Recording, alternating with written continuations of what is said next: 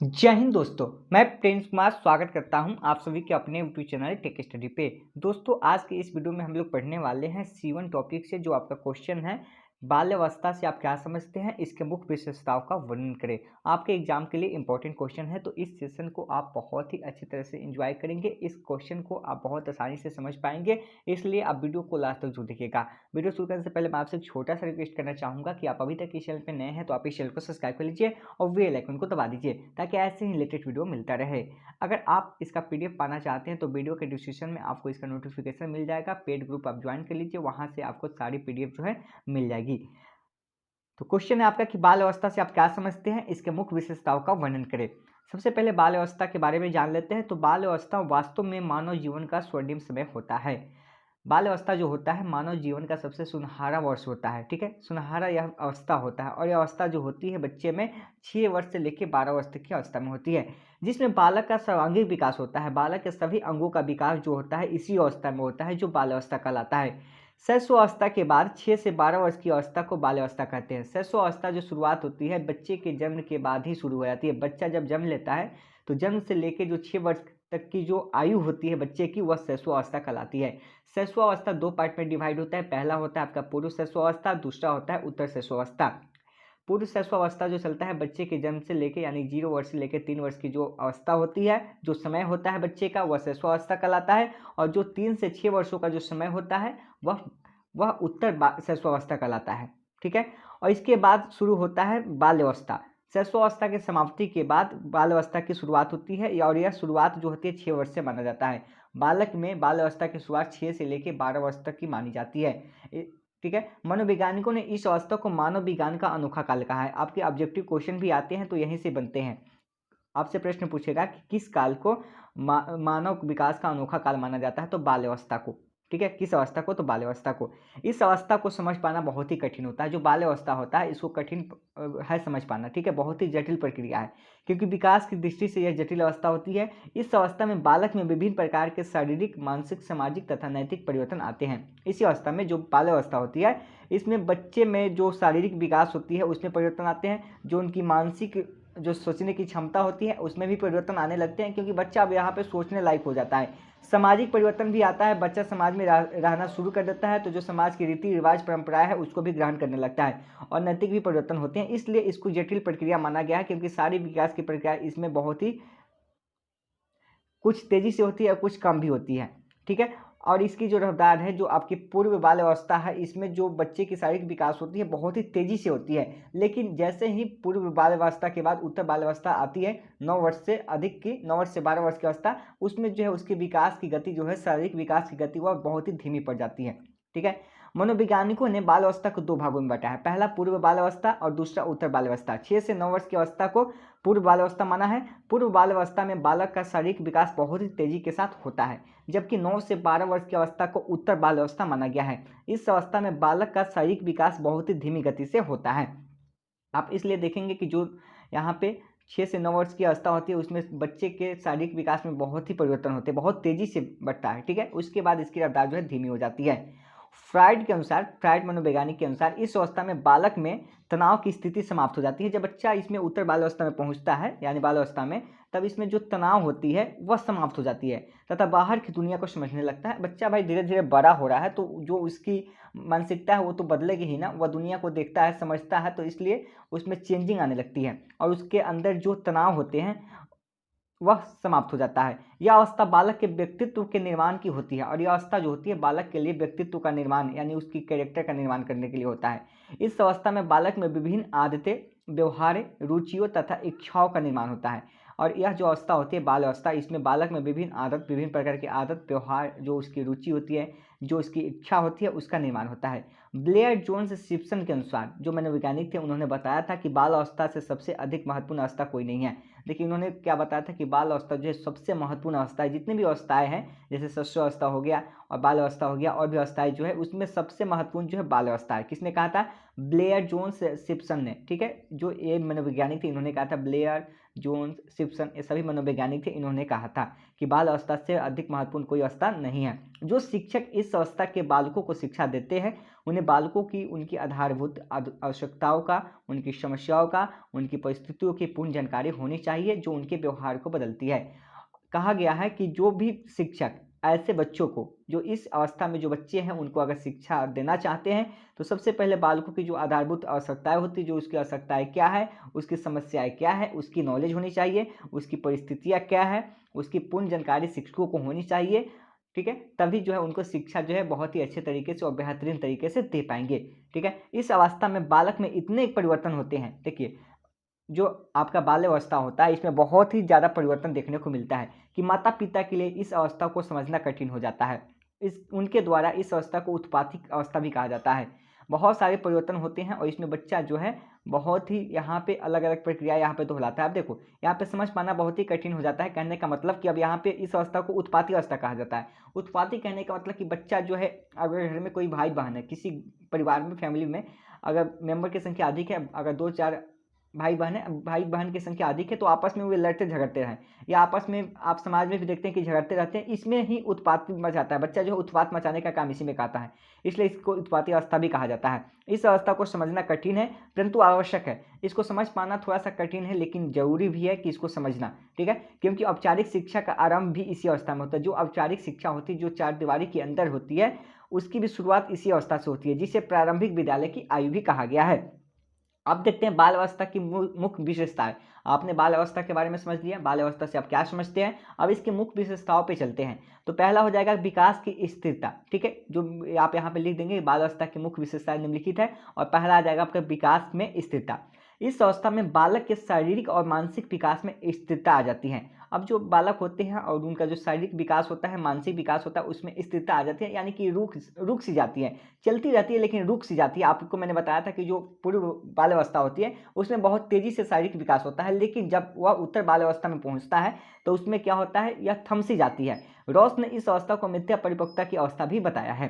ठीक है, अब अगला देखते हैं। पहला आपने देख लिया, विकास में स्थिरता आती है बच्चे के।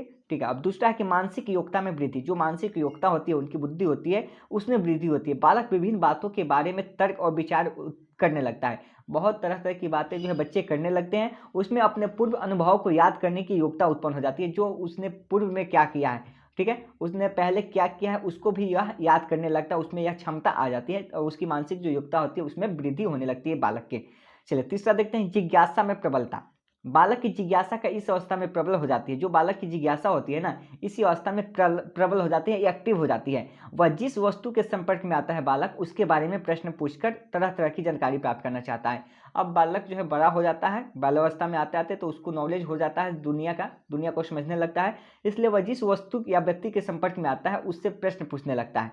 ठीक है, अब मान लो कि किसी वस्तु को देखता है, तो अगर अपने से बड़ों को देखेगा, अपने भाई बहन किसी को भी देखेगा, तो उससे प्रश्न पूछेगा कि आखिर ये कैसा हुआ, क्यों हुआ, इसके पीछे रीजन क्या है। तो तरह तरह की समस्याएं जो है उसके सामने आती है और उसको वह जानना चाहता है। अब वह शिशु के समान यह प्रश्न नहीं पूछता है कि वह क्या है। ठीक है, अब वह बच्चा के समान नहीं प्रश्न पूछता है कि क्या है, इसके विपरीत यह पूछता है कि यह क्यों हुआ, ऐसा क्यों हुआ, यह इसका क्या रीजन है। क्योंकि अब उसकी क्षमता यहाँ पे बढ़ रही है ना, उसकी जिज्ञासा जो है यहाँ पे प्रबल हो रही है। तो एक समय आता है जब यहाँ पे उसकी जिज्ञासा जो होती है एक्टिव हो जाती है और वह जो है इसको जानना चाहता है, उसकी इच्छा होती है। ठीक है, अब अगला देखते हैं कि रचनात्मक कार्यों में आनंद लेता है। अब बहुत सारे रचनात्मक कार्य होते हैं, बालक जो है आनंद लेना चाहता है।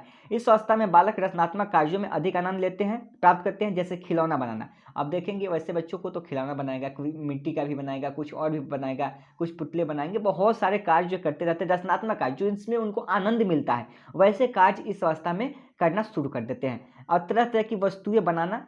ठीक है, लड़के क्या करते हैं कि अधिक से अधिक खिलौने बनाते हैं, ये सारे कार्य लड़के करते हैं, लड़कियां भी करती है, और लड़कियां खासकर चित्रकारी भी करती है, और भी लड़कियां दोनों भी करती है। ऐसा नहीं है कि सिर्फ लड़के ही करते हैं, लेकिन इसमें जो अधिकतर देखें तो लड़के खिलौने बनाने का काम करते हैं और बहुत सारी वस्तुएं का यहाँ पे निर्माण करते हैं, उसमें आनंद लेते हैं। लेकिन लड़कियां जो करती है खासकर चित्रकारी पर ध्यान देती है, और भी कार्य बहुत सारी लड़कियाँ करती है। अगला है लड़ाई झगड़ा करने की प्रवृत्ति, जिसको उत्पाती अवस्था कहा जाता है। ठीक है, इस अवस्था में बालकों के बीच लड़ाई झगड़ा करने की प्रवृत्ति देखी जाती है।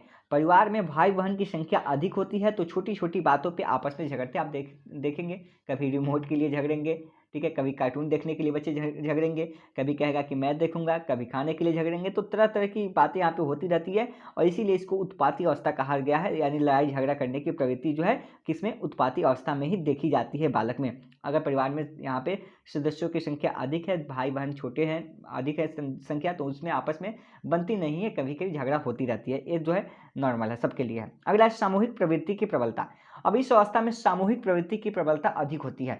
इस उम्र में बालक साथियों के समूह में रहना अधिक पसंद करता है। अब बालक जो है धीरे धीरे बड़ा होता है तो वह खेलना भी शुरू करता है और इसलिए इस बीच में अब समूह में आता है, जो उसके साथी होते हैं भाई, अब उसके समूह में आता है, अपनी एक टोली बना लेता है, ठीक है। और अपने साथियों के साथ घूमना भी पसंद करते हैं, अधिक समूह में रहना पसंद करता है और वह उस समूह में इतना खो जाता है कि उसी के अनुसार अब जिस समूह आप समूह में रहेंगे वहीं की आप भाषाएं जो है पकड़ लेते हैं, ठीक है। वहाँ का बोलने का ढंग, वहाँ का रहने का, वहाँ पर रहन सहन क्या है, कपड़ा कैसे पहना जाता है, इन सारी आदि चीज़ों को वह समझने लगता है। तो जिस समूह में रहता है बच्चा जो है उसी को में खो जाता है और उसी के अकॉर्डिंग क्या करता है, बोलने का ढंग सीखता है, कपड़ा पहनने का ढंग आदि ये सब चीज़ समझने लगता है, ठीक है। समूह प्रवृत्ति की प्रबलता होती है, वह समूह में बहुत ही खो जाता है, ठीक है। अगला है निरुद्देश्य भ्रमण करने की। देखो निरुद्देश्य करने का मतलब कि बिना किसी उद्देश्य के, ठीक है।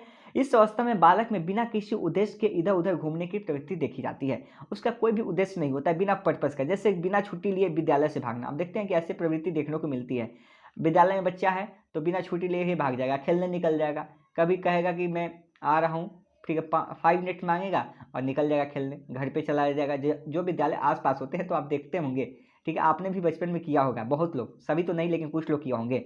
जो लोग किए होंगे कमेंट करके बताएंगे, ठीक है। और इसमें इधर उधर घूमने की प्रवृत्ति होगी। अगर वीडियो आपको अच्छा लगा होगा तो कमेंट करके जरूर बताइएगा और ऐसे ही लेटेस्ट वीडियो पाने के लिए चैनल को सब्सक्राइब कीजिएगा, टेक स्टडी।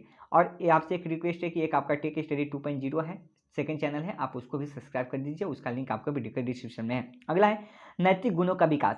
बालकों में अच्छे बुरे का ज्ञान, उचित अनुचित का ज्ञान, न्यायपूर्ण व्यवहार, ईमानदारी और सामाजिक मूल्यों की भावना का विकास होने लगता है। देखिए अब बालक के अंदर नैतिक गुण आने लगते हैं, बालक अब समझदार होने लगता है, अब उसको परिचित हो जाता है कि अच्छा क्या है, बुरा क्या है, ठीक है, न्याय क्या है, अन्याय क्या है, अब वह समझने लगता है। ईमानदारी क्या है, बेईमानी क्या है, जो समाज के मूल्य है, उस जो सामाजिक भावना है उसको उसको विकास होने लगता है और उसके बारे में समझने लगता है कि अच्छा क्या है, बुरा क्या है, उचित क्या है, अनुचित क्या है, यहाँ पे न्याय क्या है, अन्याय क्या है, व्यवहार क्या है, ईमानदारी क्या है, सभी चीज़ें वह समझने लगता है, उसमें नैतिक गुणों का विकास होने लगता है। अगला है सामाजिक गुणों का विकास। अब बालक विद्यालय में अनेक समूह के साथ पर्याप्त समय व्यतीत करता है। बालक क्या करता है कि विद्यालय में जो अनेक समूह होते हैं, जो उसके टोली होते हैं, उसके साथ पर्याप्त समय व्यतीत करता है, अपने दोस्तों के साथ टोली बना के। अतः उसमें अनेक सामाजिक गुणों का विकास होता है। अब टोली में रहेंगे तो समाज के जो बच्चे होते हैं, अलग अलग बच्चे होते हैं, सभी अगर टोली में मिलते हैं तो उनकी अलग अलग वहाँ पे बातें होगी, ठीक है। उससे जो सामाजिक गुण होते हैं उसका विकास होता है। जैसे सहयोग होता है, कैसे सहयोग किसी का करते हैं, सहनशीलता कैसे होती है, आज्ञाकारिता कैसे होती है कि आज्ञा क्या पालना। आप समूह में आप किसी बच्चे को बोलते हुए देखते हैं ना कि चलो मेरे मम्मी पापा ऐसे कर रहे थे, किसी का हेल्प कर रहे थे, ठीक है ना। और कोई कहता है कि सहनशीलता, आज्ञाकारी, यानी कि अगर हमारे घर पे कोई आता है तो हम उनके आज्ञा का पालन करें। तो ये सारी चीज़ें जो है इसमें देखने को मिलती है। सामाजिक गुणों का विकास जो होता है बालक में होता है, ठीक है। अगला है संग्रहण की प्रवृत्ति। अब इस अवस्था में बालक में संग्रहण करने की प्रवृत्ति पाई जाती है। संग्रहण यानी कि संरक्षित करने की। लड़के विशेष रूप से खिलौने, ट्रेन टिकट, तरह तरह के सिक्के इत्यादि बनाते हैं। अब देखते हैं कि लड़के क्या करता है, संरक्षित, कहीं भी आपका आप देखेंगे माचिस की खोल भी होता है, उसको लेके भी बनाना शुरू कर देता है। खिलौने बनाएगा, ट्रेन टिकट कहीं से उठाएगा, कहीं की ताश की गड्डी, कुछ भी आप यहाँ पे देख पाएंगे, बहुत सारी चीज़ें वह संग्रह करने लगता है, तरह तरह की चीज़ें, सिक्के भी वह जुटाने लगता है, ठीक है। लड़कियाँ खास करके गुड़िया बनाती है, कपड़े आदि का संग्रह करती है, लड़कियाँ भी करती है और खास करके यहाँ पे गुड़ियों पर ध्यान देती है, कपड़े जो उससे रिलेटेड होता है वो चीज़ें वह ग्रहण करती है, यानी कि संग्रह करने की प्रवृत्ति भी बच्चे में आ जाती है। अगला कि बहिर्मुखी व्यक्तित्व। शैशवावस्था में बालक जो है अंतर्मुखी होता है, अंदर से, ठीक है। लेकिन बाल अवस्था में उसका व्यक्तित्व जो है बहिर्मुखी हो जाता है, क्योंकि वह अन्य व्यक्तियों, वस्तुओं और कार्यों के बारे में जानना चाहता है। देखो अब उसमें जो होता है, शैशवावस्था में बालक के पास नॉलेज नहीं होती है, उस समय नहीं जानता है, क्योंकि शैशवावस्था जो बच्चे के जन्म से लेकर 6 वर्ष तक चलती है और उस इसमें बच्चा के पास नॉलेज नहीं होता है, वो अंदर से बोल भी नहीं पाता। लेकिन वह जैसे ही यहाँ पे 6 वर्ष की अवस्था को पार करता है तो बच्चे के अंदर की आवाज़ अब बाहर आने लगती है कि और बाहर की वस्तुओं को भी वह जानना शुरू कर देता है। अगला है सामूहिक खेलों में रुचि। अब बच्चे क्या करते हैं, जो भी सामूहिक खेल होती है उसमें रुचि लेने लगते हैं। बालक का सामूहिक खेलों में अधिक रुचि होती है। वह 6 से 7 वर्ष तक की आयु में छोटे बच्चों के बराबर, वह 6 से 7 वर्ष तक की आयु में छोटे समूहों में अधिक और बराबर और अधिक समय तक खेलता है। देखिए जो 6 से 7 वर्ष तक की आयु के छोटे बच्चे होते हैं, उनके समूह जो होते हैं उसमें वह भाग लेता है, ठीक है? और वह उसमें ज़्यादा समय व्यतीत करता है और उसमें खेलते रहता है, समूह बना के बच्चा इसमें खेलना शुरू करता है। खेल के समय बालिकाओं की अपेक्षा बालकों में अधिक झगड़े होते हैं। आप देखते हैं कि लड़के जो है इसमें ज़्यादा झगड़े करते हैं लड़कियों की तुलना में। 11 या 12 वर्ष में जब बालक पहुँचता है तो उस समय जो है दलीय खेलों में भाग लेता है। स्ट्रिंगर का विचार था, स्ट्रिंग ने बताया था, मनोवैज्ञानिक थे कि ऐसा शायद ही कोई खेल हो जिसे 10 वर्ष के बालक जो है नहीं खेलते हैं। लगभग सारी खेलें वे खेल लेते हैं, बहुत तरह-तरह की खेलें भी देखने को मिलती है। आप भी बचपन में बहुत तरह-तरह की खेलें आप खेले होंगे। तो बच्चा क्या करता है सामूहिक खेलों में रुचि लेता है, ठीक है? और यहाँ पे जो भी 6 से 7 वर्ष के बच्चे होते हैं उसमें एक छोटा समूह बनाता है और बराबर उसमें समय जो है व्यतीत करता है। अगला है काम प्रवृत्ति की न्यूनता। देखो, इसमें क्या होता है बालक में काम प्रवृत्ति की न्यूनता होती है, बालक जो है काम पे कम ध्यान देता है, ठीक है? वह अपना अधिकांश समय खेलने, कूदने, मिलने-जुलने में ही व्यतीत कर देता है और बहुत ही कम ही अवसरों पर अपने काम प्रवृत्ति कार्य प्रदर्शन कर पाता है। तो आपने जो टॉपिक पढ़ा वह था आप यहाँ पे देख पाएँ कि बाल अवस्था से आप क्या समझते हैं, इसके मुख्य विशेषताओं का वर्णन करो। यहाँ पे क्वेश्चन आपका जो था उसी के अकॉर्डिंग आपका आंसर तैयार किया गया था और जो आपको यहाँ पे टेलीग्राम ग्रुप में शेयर कर दिया जाएगा इस पीडीएफ के। जितने भी पेड वाले ग्रुप में हैं उन सबको जो है पीडीएफ शेयर कर दिया जाएगा। अगर आप पेड वाले ग्रुप को ज्वाइन करना चाहते हैं तो आप 450 रुपये पेमेंट करके उस ग्रुप को ज्वाइन कर सकते हैं। उसके लिए आपको वीडियो के डिस्क्रिप्शन में जाना है, वहाँ पे आपको लिंक भी मिल जाएगा, वहाँ पे आपको व्हाट्सएप नंबर भी मिल जाएगा, वहाँ से आप कॉन्टैक्ट भी कर सकते हैं। तो उम्मीद करते हैं वीडियो पसंद आई होगी, तो वीडियो को लाइक कीजिएगा, चैनल को पहली बार देख रहे हैं तो सब्सक्राइब कीजिएगा, वीडियो को शेयर कीजिएगा। मिलते हैं नेक्स्ट वीडियो में, धन्यवाद।